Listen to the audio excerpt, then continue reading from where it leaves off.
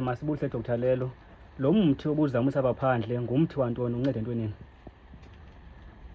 #mabaphila abantu kwilizwe loMzantsi Afrika. Nguye uDr. Lelo Mahlala bemzonda bemfuna bengazi ukuthi bazamthini. Unkulumo ziyamlandela zimnamathele babe zimnamathele. Ngabe inkomo kade zadla phezu kwakhe ngasekho emhlabeni. Lo mthi ngamabutho okulwa nemimoya emdaka. Lamabutho sisawahlanganisa awakapheleli. Lamabutho awangena endlini ngaphakathi, ahlala ngaphandle ngapha kweyadi. Lamabutho silinde imithi esuka kwilizwe laseMozambique endaweni ekuthiwa kuseKirimani, apho kukhona amanye amabutho esiwafunayo phayana esizawudibanisa nalamabutho. Ngomhla ka-12 September siza kube sinespecial sokhupha lamabutho. Lamabutho uzawuthatha umhlaba weyadi yako wenu udibanise nalo mthi.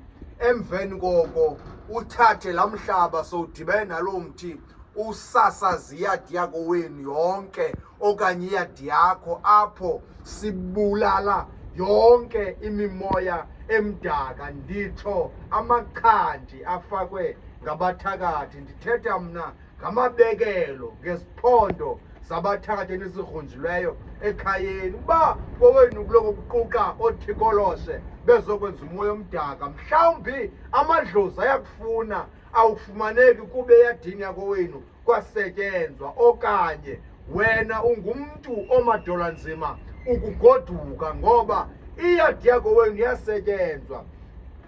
Sawubeke sikhupha lo mthi ngespecial kuye wonke umuntu othi ndiyayazi uba eyasekhaya iyadi yasetyenzwa, izinto azihambi kakuhle ngoba kweminye imizi kukhona izichitho zobana abantu bangavani bebodwa xa sawuhlangana eyadini. Kodwa xa usasazela amabutho edibene nomhlaba weyadi, ndiyakuxelela uyawubona isimanga. Kodwa lamabutho sibhejele into ethi nge-12 kaSeptemba funeke abegqityiwe, isispecial esize emntwini wonke.